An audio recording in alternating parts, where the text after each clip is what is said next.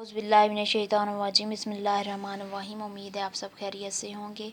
अब हम शुरू करने जा रहे हैं अपना चैप्टर नंबर 9, जो कि है मकतूबात गालिब।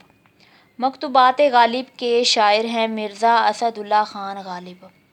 मिर्ज़ा असदुल्ला ख़ान गालिब 1797 में को पैदा हुए हैं और 1869 को इनकी वफ़ात हुई है।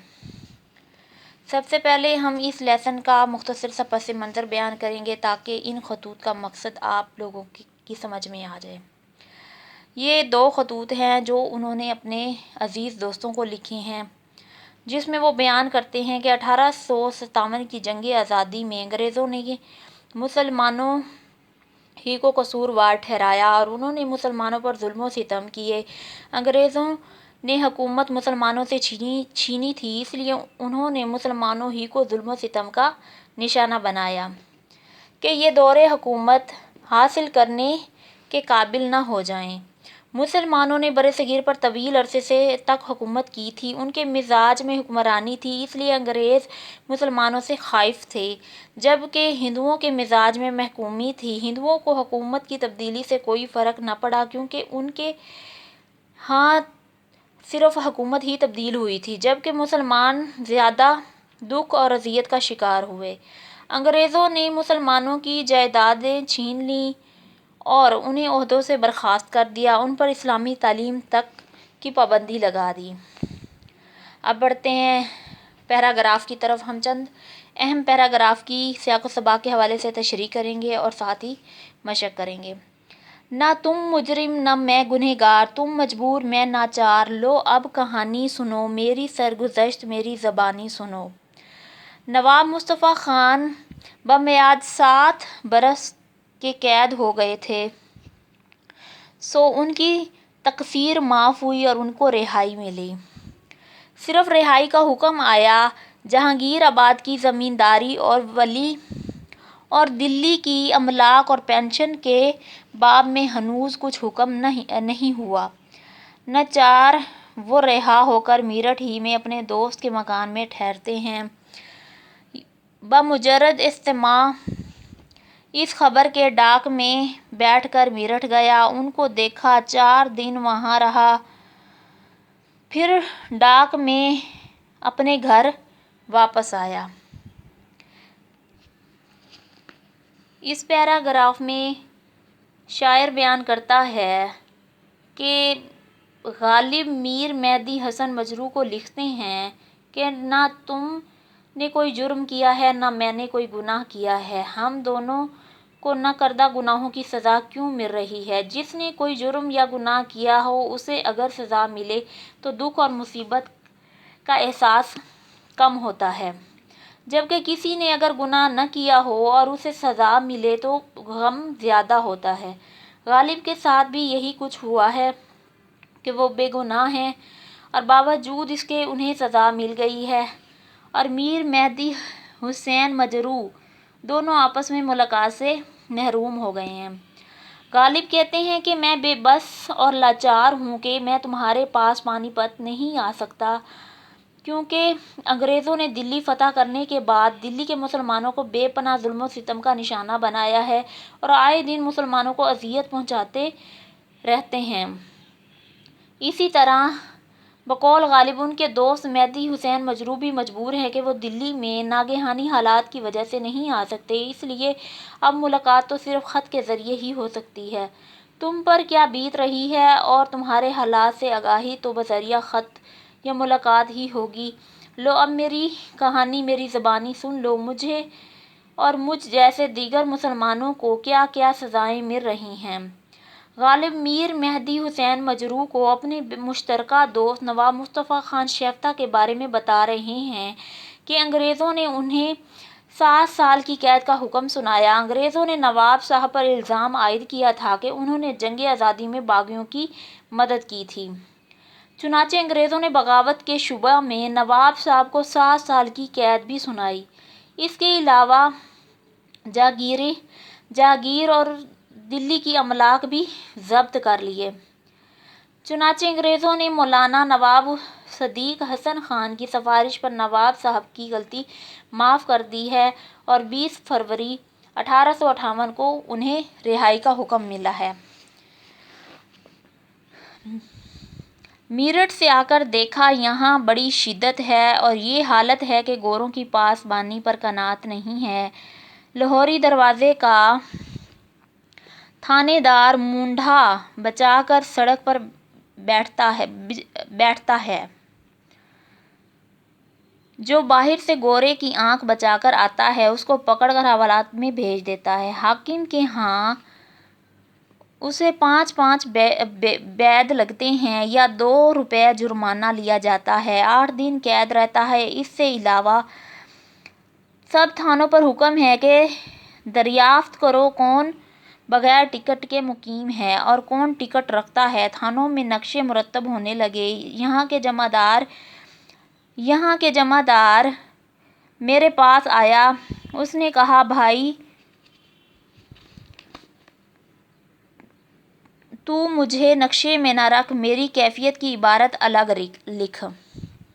जमादार क्या कहता है, तू मुझे नक्शे में न रख, मेरी कैफियत की इबारत जो है वो अलग लिख। इस पैराग्राफ में शायर बयान करते हैं, इस पैराग्राफ में मुसन्नफ़ बयान करते हैं कि गालिब भी जब मेरठ में नवाब मुस्तफ़ा खान शेफ्ता से मुलाकात करके वापस आए तो अंग्रेज़ी फ़ौज और मुकामी पुलिस ने अपने जुल्म व जबर में शिद्दत की हुई थी। अंग्रेज़ फ़ौज के जुल्म सितम ही कम न थे। लाहौरी दरवाज़े का थानेदार भी सरकंडों की बनी हुई कुर्सी पर सड़क के किनारे बैठा हुआ था। जो मुसलमान अंग्रेज़ों से नज़र बचाकर शहर में दाखिल होता तो लाहौरी दरवाज़े का थानेदार उन्हें गिरफ्तार कर लेता और पूछ गूछ के बाद हवालात में बंद कर देता, जहां उसे अंग्रेज़ हाकिम के हुक्म पर 5-5 कोड़े मारे जाते, वरना उससे 2 रुपये जो हैं वो जुर्माना वसूल किया जाता और 8 दिन कैद में भी रखा जाता था। तब उसे रिहा किया जाता। चुनाचे अंग्रेज़ों ने मुकामी आबादी को दबाने और अजियत देने के लिए कड़े कवानीन वज़ा किए हुए थे। गालिब मज़ीद बताते हैं कि इसके अलावा अंग्रेज़ों ने थानों को ये अहकामात जारी किए हैं कि वो फहरिस्तें तैयार करें कि कौन टिकट के बगैर यहाँ रिहाइश पजीर है। थानों में बाकायदा नक्शे और फहरिस्तें तैयार हो रही हैं और मुसलमानों के साथ जुल्म हो रहा है। जिन्होंने कोई जुर्म नहीं किया उन्हें बगैर पूछे फांसी चढ़ा दिया जाता है या कत्ल कर दिया जाता है और मुसलमान बेबसी की तस्वीर बने हुए हैं और मुसलमानों का बला जवाज बेदरे खून बहाया जा रहा है। यहाँ वो आगे बताते हैं, यहाँ का जमादार यानी सिपाहियों का अफसर मेरे पास भी आया था और मुझसे भी टिकट का मुतालबा कर रहा था। मैंने उससे कहा, भाई मुझे टिकट वाले नक्शे में ना रख, मैं यहाँ का कदीमी रिहायशी हूँ, मेरे हालात अलग हैं। जिसकी इबारत कुछ यूँ है कि असदुल्ला खान पेंशनदार 1850 से हकीम पटियाले वाले के भाई की हवेली में रहता है। कर्नल बरून साहब बहादुर की ज़बानी हुक्म पर उनकी अकामत का मदार है। गालिब बताते हैं कि परसों ये इबारत जमादार ने महल्ले के नक्शे के साथ सदर थाने में भेज दी। चुनाचे गालिब जैसा हिंदुस्तान गिर शोहरत का मालिक शायर भी अंग्रेज़ों की तफ्तीश से न बच सका। आगे दूसरा ख़त है जो कि बनाम मिर्ज़ा हरगोपाल तफना को लिखा गया है, जिसमें बयान करते हैं, तुम सच कहते हो, बहुत मुसवदे इस्लाह के वास्ते फराहम हुए हैं, मगर ये न समझना कि तुम्हारे ही कसाइद पड़े हैं। नवाब साहिब की गज़लें भी इसी तरह धरी हुई हैं। बरसात का हाल तुम्हें भी मालूम है और ये तुम जानते हो कि मेरा मकान घर का नहीं है, किराए की हवेली में रहता हूँ। जुलाई से मींह शुरू हुआ, शहर में सैकड़ों मकान गिरे। मींह की सूरत दिन रात में 2-4 रहा और हर बार इस ज़ोर से कि नदी नाले बह निकले। बला खाने का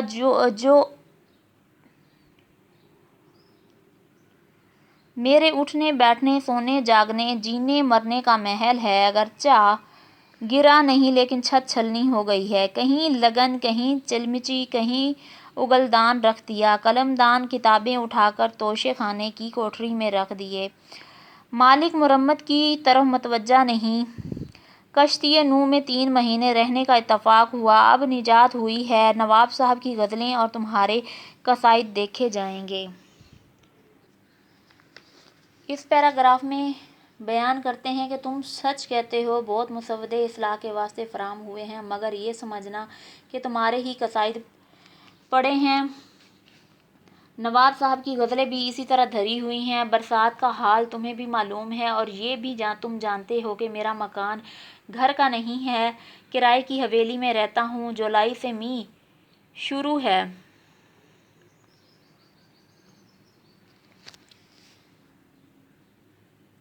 اس پیراگراف میں مصنف اپنے دوست سے بیان کرتے ہیں، اپنے گھر کا حال احوال بیان کر رہے ہیں کہ مرزا تفنا نے غالب کے پاس اصلاحی دوستی کی خاطر قصائد کا مسودہ بھیجا تھا، لیکن غالب اپنی گوناگوں مصروفیات اور مسلسل برسات کی وجہ سے بروقت اصلاح کر کے نہ بھجوا سکے، جس کی وجہ سے مرزا تفتہ نے خط میں شکوہ کیا کہ شاید آپ کے پاس بہت سے لوگوں کے مسودے آئے ہوئے ہیں، جس کی وجہ سے میرے قصائد کی اصلاح نہیں کی۔ مرزا تفتہ کا شکوہ بجا ہے کیونکہ اس سے پہلے کبھی ایسا نہیں ہوا تھا غالب نے اتنی تاخیر کی ہو۔ مرزا تفتہ نے تاخیر پر شکوہ کیا، اور شکوہ وہیں کیا جاتا ہے جہاں توقع ہوتی ہے۔ غالب برصغیر کے اردو اور فارسی کے بہت بڑے شاعر تھے، اور برصغیر میں اس کے سینکڑوں شاگرد بھی تھے۔ غالب ہندوستان گیر شہرت کے مالک تھے، اور ان کی اصلاح کا معیار بھی بہت اعلیٰ تھا، اس لیے دروازے سے ان کے شاگرد اصلاح کے لیے اپنی شاعری بھجوایا کرتے تھے، اور غالب بلا تاخیر اصلاح کر کے بھجوا دیا کرتے تھے۔ چنانچہ غالب مرزا تفتہ کا یہ شکوہ تو تسلیم کر لیتے ہیں کہ ان کے پاس بہت سے لوگوں کی تحریریں اصلاح کے واسطے آئی ہوئی ہیں، اور کہتے ہیں کہ یہ نہ سمجھنا کہ صرف تمہارے قصیدے ہی برائے اصلاح پڑے ہیں۔ اس کے بعد غالب نے اپنی بیوی کے چچا زاد بھائی ضیاء الدین خان کا حوالہ دیا ہے کہ ان کی غزلیں بھی اصلاح کر کے نہیں بھجوا سکا، وہ بھی ویسے کی ویسے ہی پڑی ہیں۔ غالب نے اپنے قریبی دوست عزیز نواب صاحب کا حوالہ بھی دیا کہ ان کے مرزا تفتہ کے دل میں جو غالب کی طرف سے ملال پیدا ہوتا ہے اس کا تاثر ختم کر سکیں، تاکہ اس کا تاثر ختم کر سکیں۔ مرزا تفتہ کے قصائد کی اصلاح بروقت کیوں نہ ہو سکی، اس کی وجہ غالب تفصیل سے بتا رہے ہیں کہ برسات مسلسل ہو رہی ہے، اس کا تمہیں بھی علم ہے۔ ہندوستان میں جولائی 1864 میں موسلا دھار بارشیں شروع ہوئی تھیں، جس کی وجہ سے سینکڑوں مکانات برسات کی نذر ہو گئے تھے۔ غالب بھی اپنے مکان کے بارے میں بتا رہے ہیں کہ ان کا مکان ذاتی نہیں ہے بلکہ کرائے کا مکان ہے جس میں وہ رہ رہے ہیں۔ پھر غالب بارش کا حال بیان کرتے ہیں کہ بارش کی وجہ سے شہر میں سینکڑوں مکان مسمار ہو گئے ہیں۔ بارش کی حالیہ کیفیت یہ ہے کہ دن رات میں 2-4 بار ضرور برستی ہے، ہر دفعہ اتنی زور سے بارش ہوتی ہے کہ ندی نالے بھی بہہ نکلتے ہیں، ہر طرف پانی کی وجہ سے جل تھل ہو جاتا ہے، جہاں نظر دوڑاؤ ہر طرف پانی ہی پانی دکھائی دیتا ہے۔ بارش کی وجہ سے غالب کا مکان بھی متاثر ہوا ہے۔ بتاتے ہیں کہ میرے 2 منزلہ مکان کی بالائی چھت یعنی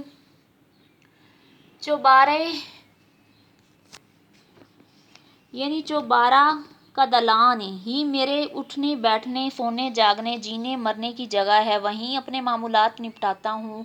اگرچہ یہ کمرہ گرا نہیں لیکن چھت میں مختلف جگہوں پر سوراخ ہو گئے ہیں، جسے غالب نے چھلنی سے تشبیہ دی ہے، جس سے پانی مسلسل ٹپکتا رہتا ہے، اور اس کا بندوبست یہ کیا ہے جہاں جہاں پانی ٹپکتا ہے وہاں گھر میں استعمال کے برتن رکھ دیے ہیں، کہیں پرات رکھ دی ہے، کہیں ہاتھ منہ دھونے کا برتن تو کہیں تھوک دان رکھ دیا ہے۔ جب برتنوں میں چھت سے ٹپکنے والا پانی جمع ہو جاتا ہے تو اسے اٹھا کر باہر پھینک دیتا ہوں، اس لیے میں نے لکھنے پڑھنے کے لوازمات قلم رکھنے والا ڈبہ اور کتابیں وغیرہ اٹھا کر سٹور میں رکھ دیے ہیں۔ مکان کے مالک نے مکان کی مرمت سے خاصی لاپرواہی برتی ہوئی ہے، جس کی وجہ سے طویل اور مسلسل بارش کی وجہ سے ایسا محسوس ہوتا ہے جیسے نوح کی کشتی میں 3 ماہ سے زندگی گزار رہا ہوں۔ یہ تو تھے 2 خطوط جن کا حال میں نے آپ کے سامنے بیان کیا ہے۔ اب بڑھتے ہیں مشق کی طرف۔ مکاتیب غالب پیش نظر رکھتے ہوئے درج ذیل سوالات کے درست جواب کے سامنے ٹک کا نشان لگائیں۔ نواب مصطفیٰ خان رہا ہو کر کس شہر میں گئے؟ دلی میں، لکھنؤ میں، بنارس میں، میرٹھ میں؟ تو اس کا آنسر ہے میرٹھ میں۔ بقول غالب جنوری 1859 میں شہر میں بلا ٹکٹ داخل ہونے پر حکم سے سزا ملتی ہے 8 دن قید، 10 دن قید، 12 دن قید، 14 دن قید۔ اس کا صحیح آنسر ہے 8 دن قید۔ حاکم وقت نے حکم دیا شہر کے مکان ڈھانے کا، شہر سے باہر والے مکان ڈھانے کا، شہر سے باہر مکان ڈھانے اور آئندہ ممانعت کا۔ ہر گوپال تفتہ نے برائے اصلاح غالب کو کیا بھیجا؟ تو اس کا آنسر ہے شہر سے باہر مکان ڈھانے اور آئندہ ممانعت کا۔ ہر گوپال تفتہ نے برائے اصلاح غالب کو کیا بھیجا؟ غزلیں بھیجیں، نظمیں بھیجیں، قصائد بھیجے، مثنویاں بھیجیں؟ تو اس کا آنسر صحیح ہے قصائد بھیجے۔ بقول غالب صاحب فراش ہوتے ہوئے وہ مسودات کس طرح دیکھتے تھے؟ لیٹے لیٹے، چلتے پھرتے، کھڑے کھڑے، بیٹھے بیٹھے؟ تو اس کا آنسر ہے لیٹے لیٹے۔ سوال نمبر 2، مکاتیب غالب کا متن پیش نظر رکھتے ہوئے درج ذیل سوالات کے مختصر جواب دیں۔ غالب نے میرٹھ کا سفر کیسے طے کیا؟ غالب نے میرٹھ کا یہ سفر بذریعہ ڈاک گاڑی کیا اور ڈاک گاڑی کے ذریعے دلی واپس آئے۔ نواب مصطفیٰ دوست کے ہاں کیوں ٹھہرے؟ نواب مصطفیٰ کو رہائی تو مل گئی تھی، لیکن ابھی تک جہانگیر آباد کی جاگیر، دلی کی املاک اور پنشن کے بارے میں فیصلہ نہیں ہوا تھا، اس لیے وہ اپنے دوست کے ہاں رہ رہے تھے۔ 1859 میں حکم حاکم کی بابت غالب نے اپنے شعر میں کیا کہا؟ 1859 میں جنگ آزادی کی وجہ سے انگریزوں نے خاص طور پر مسلمانوں کو عذاب کا نشانہ بنایا ہوا تھا۔ انہوں نے اپنی اور مقامی انتظامیہ کو استعمال کرتے ہوئے مسلمانوں کو کچلنے کے لیے کئی طرح کے حکم نامے بھی جاری کر رکھے تھے۔ غالب نے اپنے شعر میں انہی حکم ناموں کی طرف اشارہ کیا تھا۔ ہر گوپال تفتہ کے نام خط میں مذکور تلمیح کی وضاحت کریں۔ مذکور تلمیح میں طوفان نوح کی طرف اشارہ کیا گیا ہے۔ حضرت نوح نے 9.5 سال تک اپنی قوم کو حق کی دعوت دی، لیکن ان کی قوم پیغام حق کو ٹھکراتی رہی، جس کی وجہ سے اللہ تعالیٰ کی طرف سے شدید بارش اور پانی کی زبردست سیلاب کی صورت میں اس قوم پر عذاب آیا۔ حضرت نوح اور اسی بیاباسی اہل ایمان کشتی میں محفوظ رہے۔ الفاظ کے معنی۔ اگلا کوسچن ہے، مندرجہ ذیل الفاظ کے معنی لکھیں اور جملوں میں استعمال کریں۔ سرگزشت، اقامت، فسد، مسحل، مسودات۔ پہلا ہے سرگزشت، آپ بیتی یعنی کہ داستان بیان کرنا۔ آگے اقامت، رکنا، ٹھہرنا۔ فسد، نشتر لگانا، رگ سے خون نکالنا۔ مسحل، جلاب کو کہتے ہیں۔ مسودات کہتے ہیں غیر طبع شدہ کتابیں، ابتدائی تحریریں۔ یہیں پر ہمارے لیسن کا اختتام ہوتا ہے۔ اسی کے ساتھ اجازت دیجیے۔ اللہ حافظ۔